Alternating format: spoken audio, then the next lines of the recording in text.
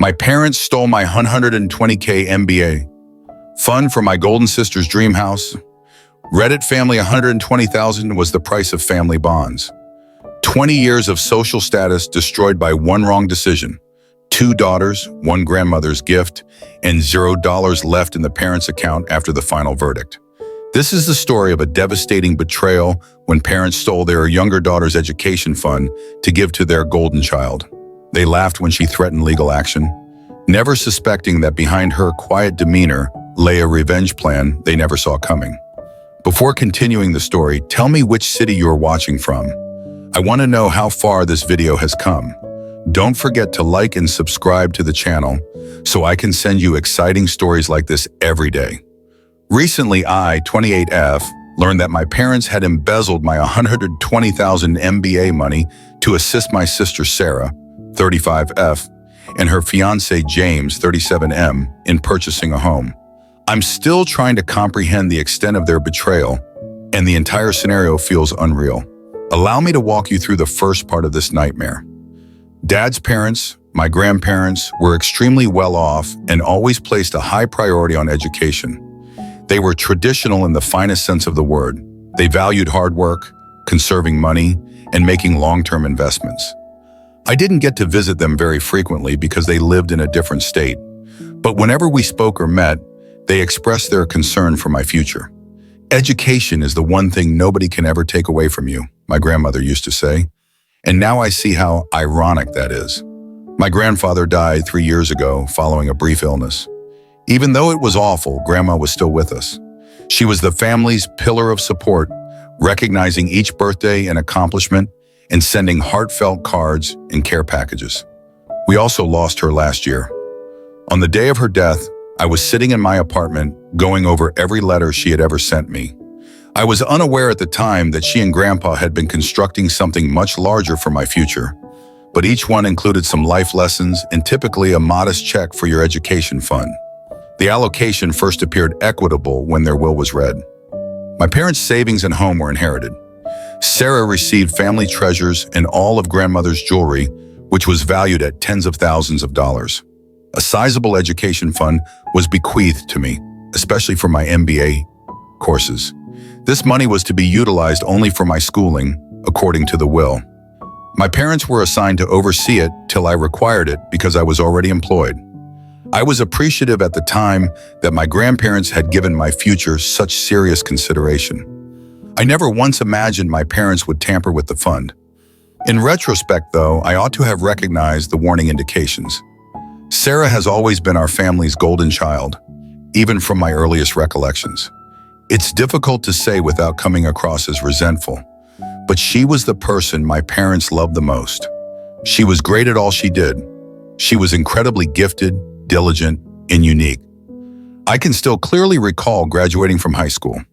I recently won a prominent science competition, received a full scholarship to college, and was valedictorian. My parents were using their phones and hardly paying attention when I looked out at the audience during my speech. They were ecstatic when Sarah, who had already dropped out of college twice, revealed later that night that she was considering a career in teaching. "You are simply amazing with kids," they exclaimed. I received a brief good job acknowledgement for my accomplishments that day. Continue. Throughout my life, this trend persisted. I got a position at a famous company after working hard and graduating with honors. Over the past 6 years, I have ascended the corporate ladder, gaining the respect and admiration of both superiors and colleagues. As a senior project manager, I oversee a group of 15 employees and manage accounts worth millions of dollars. However, to my parents, I was always just the sensible one, the one who got away with it because I was naturally smart. Sarah, on the other hand, changed jobs before becoming a teacher. James is the head zookeeper at our neighborhood zoo, and she is currently the kindergarten administrator at a tiny private school. I don't have any personal problems with them, and they're decent enough folks. Although they appear content and are competent in their careers, their combined income is at best meager. They had been discussing the necessity of purchasing a home nonstop for the past year. Each family meal became a debate about the cost of real estate and how they were throwing money away on rent. They would lament the unfairness of the market while admiring homes that were much beyond their means. Even though Sarah and James are in their mid-30s, they are still viewed as young people in need of assistance, and my parents would nod empathetically and say things like, "You deserve a nice house, and it's so hard for young people these days." I began working on my MBA program applications about a month ago. I had been preparing this relocation for years, so it wasn't an abrupt decision. I've done a ton of program research, strategically developed my profession, and kept up a flawless work record. I want to enroll in a prestigious program that will enable me to advance into executive leadership roles at my present employer. Every C-level executive has an MBA from a reputable university, and I'm resolved to do the same. I mentioned the education fund to my parents one evening. Because the application costs alone for prestigious MBA programs can amount to thousands of dollars, I needed to know exactly how much was accessible. My first genuine danger indicator should have been their response. "Don't worry about it," my dad murmured, shifting uneasily in his chair. My mother hurriedly added, "Just concentrate on your applications for the time being. We'll talk when the time comes." They then abruptly shifted the conversation to Sarah and James's house hunting. I initially tried to dismiss it, thinking perhaps they were simply being clumsy with the papers. However, something didn't feel right. I brought it up again, more bluntly, a week later. I clarified that I needed to know if the funds were available because I needed to budget for applying to multiple prestigious schools. They dropped the bomb at that point. "We use the MBA money for Sarah." My mother replied in the most casual way possible, "She is purchasing a home with James." Thinking I must have misheard, I gazed at her. My dad added that Sarah needed it right now and that it wouldn't be fair for me to get a free ride when Sarah had worked so hard with student loans. When I asked her to repeat herself, I went crazy. I'm not proud of my response, but it was the release of years' worth of repressed annoyance. I insisted on knowing how they could harm me and how they could embezzle the funds my grandparents had set aside expressly for my schooling. The will had been clear about how that money was to be utilized, so I pointed out that it was prohibited. My mother simply shrugged her eyes as if I were exaggerating. She said, "You'll figure it out. It's not as though you can't borrow money like everyone else." They pretended that they had done nothing wrong and that neither my future nor my grandparents' wishes mattered. I then brought up taking legal action. Even though I'm not a lawyer, it's obvious that what they did was unlawful. And what did they do? Do you know? They chuckled. They laughed aloud, not merely chuckling. "With what money?" my father asked, staring me in the eye. "Even a lawyer is out of your price range."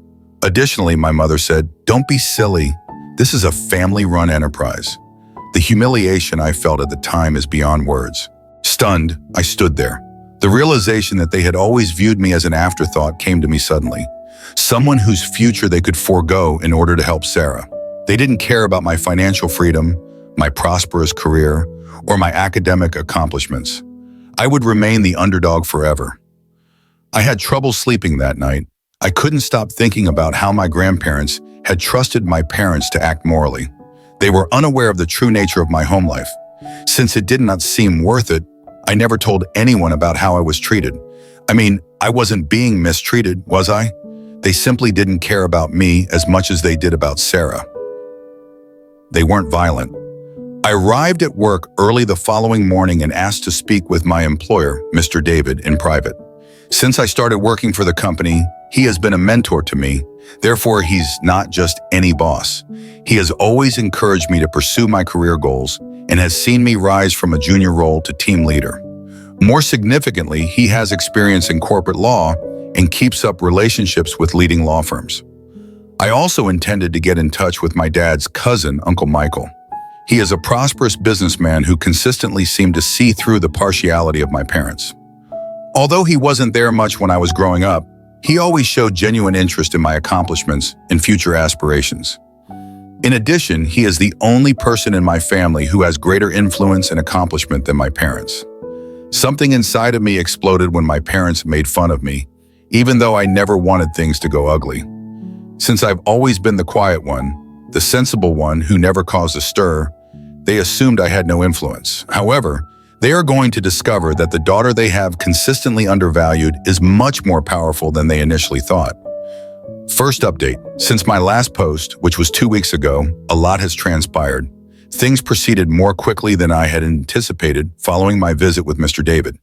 In addition to giving me his whole support, he put me in touch with a buddy at Wilson & Partners, one of the best law companies in the city.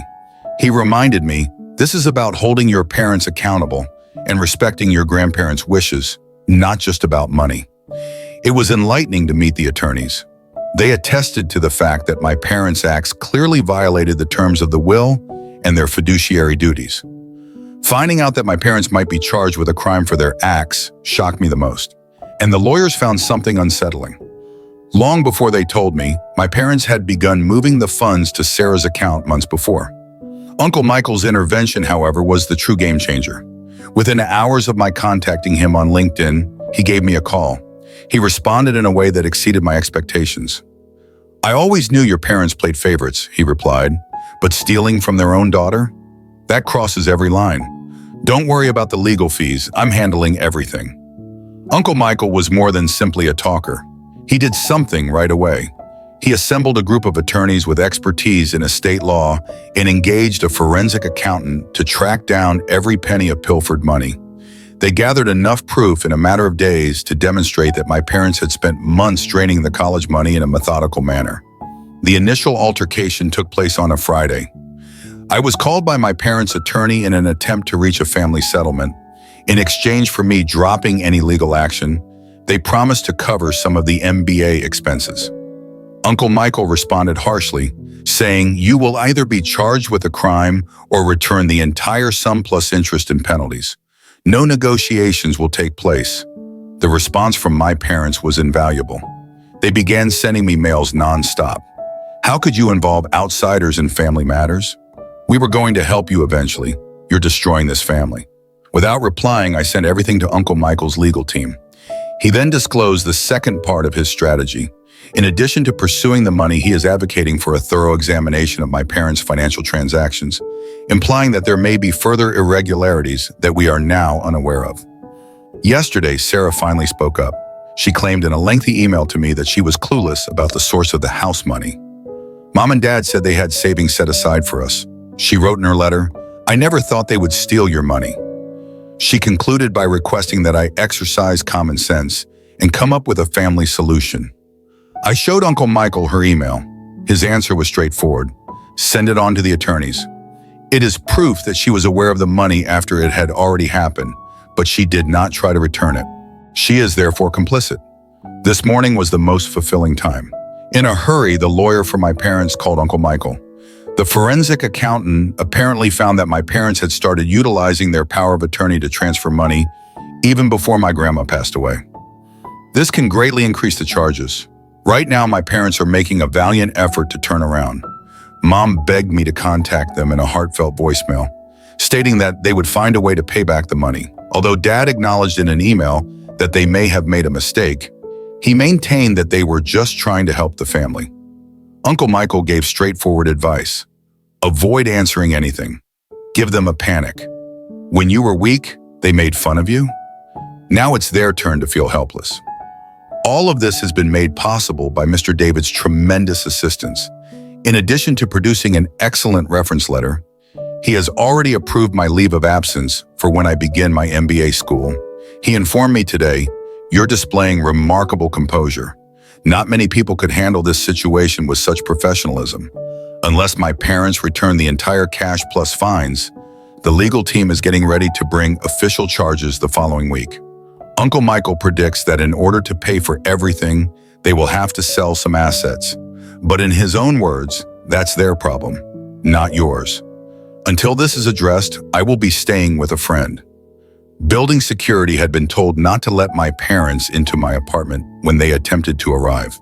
In order to record any attempts by my parents to get in touch with me, Uncle Michael also engaged a private investigator. If required, this material might be used to demonstrate harassment. Second update, 3 weeks have passed since my last report, and things have significantly worsened. At last, I'm able to provide the specifics of our legal strategies development. Much more was revealed by the forensic inquiry than we had anticipated. During our first court filing, the first bombshell was revealed. Uncle Michael's team found that my parents had been misusing their power of attorney over my grandmother's funds in her last months in addition to stealing my MBA fund. Long before my grandma died, the evidence showed that they were methodically shifting funds around in order to transfer them to Sarah. During the initial hearing, their lawyer's expression was invaluable. It is obvious that he was unaware of the severity of their financial misdeeds. He really requested a break to speak with my parents after our legal team showed them the recorded chronology of transactions. Later on, I found out that he confronted my parents for not telling him certain facts, and he is now thinking of leaving their case. The previous caregiver for my grandmother made the most startling admission. Seeing our legal notification in the estate documents, she contacted Uncle Michael. It turns out that my grandmother had made it very clear that the money was only for my education by bringing up the MBA fund with my parents several times in her last months. These exchanges were also recorded in the caregiver's notes. She had been documenting every family conversation in a care diary. Sarah's participation has also changed in an intriguing way. She hired her own attorney after realizing the legal ramifications of accepting stolen funds. Because they expected her to support the family, this caused a serious gap between her and our parents. My parents were in a panic when her lawyer suggested that she should keep her distance from the matter. The state of the house has gotten especially disorganized. The acquisition is currently being investigated by the court since the down payment was made using stolen money. The problem has been communicated to Sarah and James's mortgage lender, who is currently examining the loan application. A fraud investigation might be initiated if my parents falsified any of the financial records they co-signed. Unexpectedly, Uncle Michael's crew also discovered that my parents had been informing members of my extended family that I had consented to give Sarah my MBA fund. They seem to have been preparing their defense in case the money transfer was questioned, as they had been fabricating this story for months. Now, a number of family members have come forward with emails and messages from my parents that support this untrue story. The deposition was the most satisfying development. My father made an effort to keep his haughty demeanor until Uncle Michael's attorney produced proof of their calculated scheme. It was quite painful to watch him struggle to describe what they had done. My mother really lost it when she acknowledged that they had no intention of repaying the money they had stolen. They have been almost hilarious in their attempts to control the damage. Despite having numerous recorded conversations with my grandmother and her attorneys, they are now attempting to assert that they were perplexed by the wording of the will. Two of their attorneys have already resigned, so this is their third attorney, and they are frantically trying to reach a settlement. The final terms were outlined by our legal staff, who made it apparent that there was no opportunity for discussion. Every penny they took would have to be paid back, with interest that would start to accrue the day they took the money. They would also be in charge of paying for all of our legal fees, including the forensic investigation, which had become quite expensive. We also insisted that they stop gaslighting and attempting to rewrite the facts and submit a formal written admission of their misconduct. Last but not least, they would need to sign a legally enforceable contract, committing them to stop communicating with me in any way. No more utilizing family members as messengers, deceptive messages, or unexpected visits. The socioeconomic status of my parents is deteriorating. Several of their acquaintances have quietly told me how shocked they are, and word has spread throughout their neighborhood.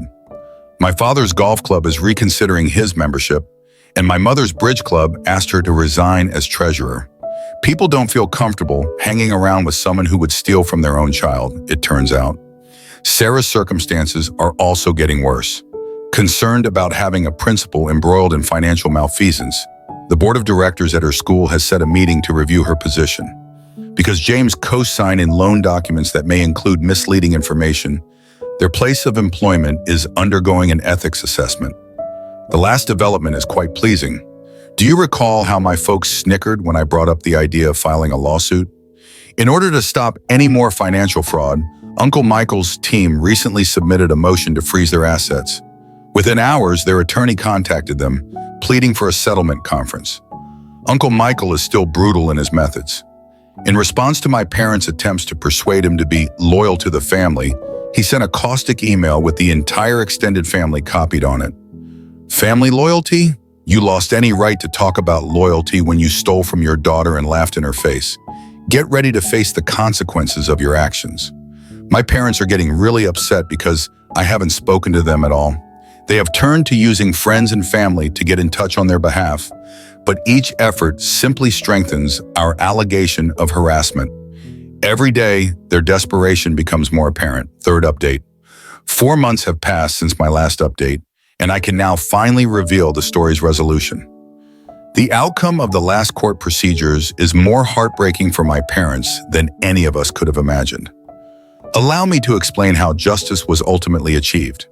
Let me start by sharing my favorite moment, which was the last hearing when my parents realized they had no other choice. At last, their facade broke.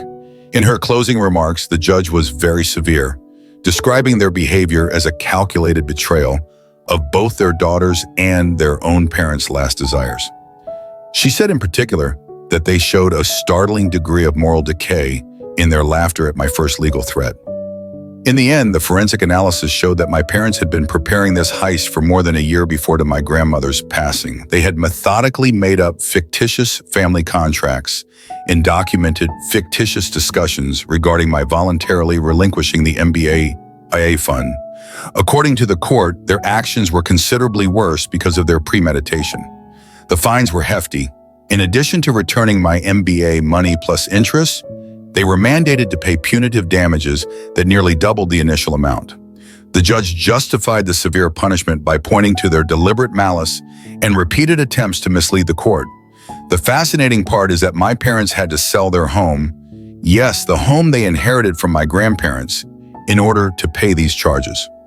Nobody failed to notice the irony.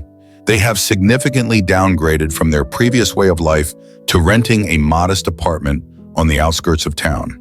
Their decline in society has been dramatic. The membership in the country club? Retracted. Where do they sit on different community boards? Lost. The social network that my mother built over the course of several decades has fallen apart. It turns out that upper middle class suburban society does not tolerate stealing from children and lying about it. The repercussions on the job have been just as bad. My father, who took great satisfaction in his business reputation, was compelled to retire early. When someone has been legally shown to have taken from their own child's inheritance, no one wants to do business with them. At local businesses, his former coworkers now steer clear of him. After leading local charity organizations, my mother was forced to leave her volunteer posts. The last straw was when they were asked to resign from all leadership positions at their church, of which they had been active members for 20 years. They've become social pariahs in their own community, Uncle Michael said. Sarah and James's relationship is arguably the most noteworthy development. Their ideal home? They went crazy. When the mortgage firm learned that the down payment was made with stolen money, they revoked their approval of the loan. They are currently dealing with their own legal problems as a result of their willful acceptance of stolen funds. Sarah's career has completely collapsed. In their formal statement, the school board cited ethical concerns and loss of community trust as reasons for their unanimous decision to remove her as principal. Since the news has gone viral in the local school community, she is now having trouble finding even entry-level teaching jobs. James's situation wasn't any better. He was placed on administrative leave by the zoo while his involvement in the financial misbehavior was looked into. Even though he wasn't personally responsible for the money theft, his signature on loan documents that contain false information has created ethical questions. The strain was too much for their relationship to handle. James left their apartment last week. He accused her of being like her parents, while Sarah accused him of not being more supportive during the situation. They are currently in the process of calling it quits on their engagement. Uncle Michael's plan of total social and legal ruin was more successful than anyone could have predicted. He set up a family meeting when my parents attempted to make one more plea for family loyalty, not to patch things up, but to explain what they had done in front of the whole extended family. He provided a timeline of their deceit at this discussion, detailing the false documents they produced and the lies they told different family members. Disgust was the universal response. A number of family members who had first attempted to resolve the conflict now publicly denounced my parents. The meeting essentially put an end to any remaining family support they may have had. And the most telling moment occurred when my mother's sister, who had always been one of their closest supporters, rose up and stated, "I don't even recognize who you are anymore. In my case, I've come out stronger than before. Along with significant damages, my MBA fund has been fully refunded. In addition to receiving my money returned, I was accepted into a prestigious MBA program on a merit scholarship." In his letter of reference, Mr. David praised my exceptional skill and integrity in handling this problem. My employer has been really helpful. They have granted me permission to take a leave of absence from the MBA program and have even promised me an executive post after I graduate. Your handling of this situation demonstrated that you possess the strength and judgment required for senior leadership, Mr. David informed me. Uncle Michael is now regarded as a real mentor. After I finished my MBA, he is already discussing possible investment opportunities with me and has introduced me to his business network. He told me, "Your grandparents would be proud of you because you've shown that you have the backbone for business." I've relocated to an upscale apartment in a gated complex that keeps my folks at bay. The doorman is instructed not to let them in and has their photos. Their phone lines and emails have been blocked, and all efforts at communication now go directly to our legal department.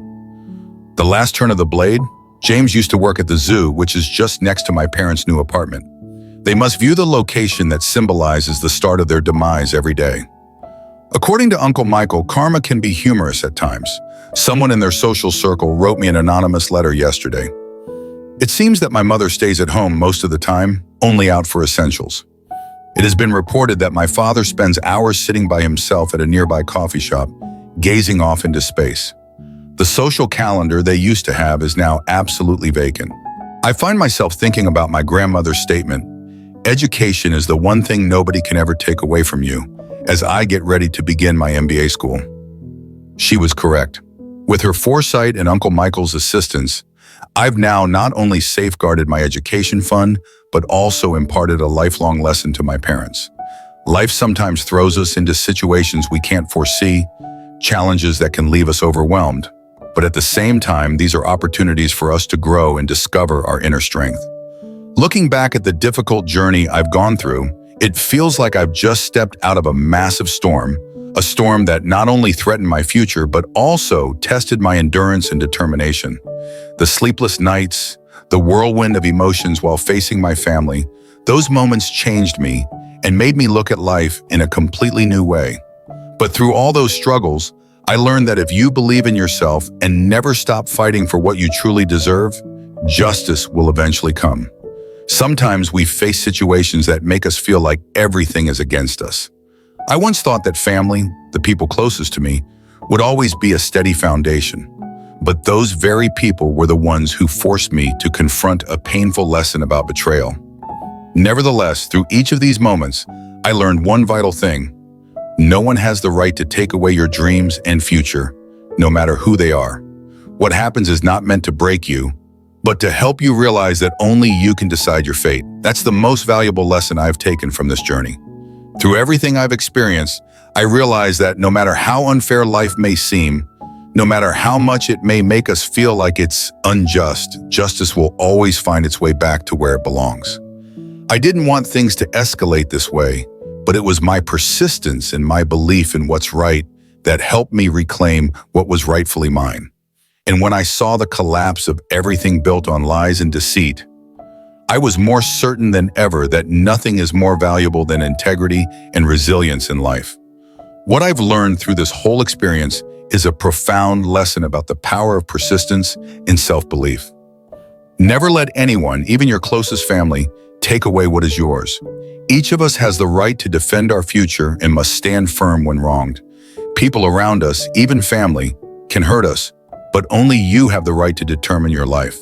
When I look back at my grandmother's words, education is something no one can take away from you. I realize that no matter what, the education and knowledge I'm pursuing are eternal. And that is the path I've chosen to continue, no matter what obstacles may come my way. In the end, all I can do is thank everyone who has stood by me during this journey. Thank you to Mr. David. Thank you to Uncle Michael, people who helped me overcome the challenges and prove that justice always prevails. I also thank all of you who have followed my story because it's your support that made me feel less alone during this entire process. If my story has inspired you, if you feel it's a journey worth following, don't forget to subscribe to my YouTube channel. Let's share more stories about the power of resilience and justice. I hope my story serves as a reminder to everyone facing challenges that no matter how unfair or difficult things may seem, if you maintain your belief in yourself and never give up, everything will turn out fine. Justice will prevail. You may get hurt, but never let it weaken you. Stand up, fight back, and claim your worth. Things will work out if you have the persistence and faith to carry on. And if this story has touched your heart, if you feel it's an inspiring journey, don't forget to subscribe to my YouTube channel. Let's continue sharing stories, lessons about strength, patience, and justice. Thank you so much for accompanying me on this journey. Keep following and sharing more stories about life, because we can always learn and grow from the challenges that life throws at us.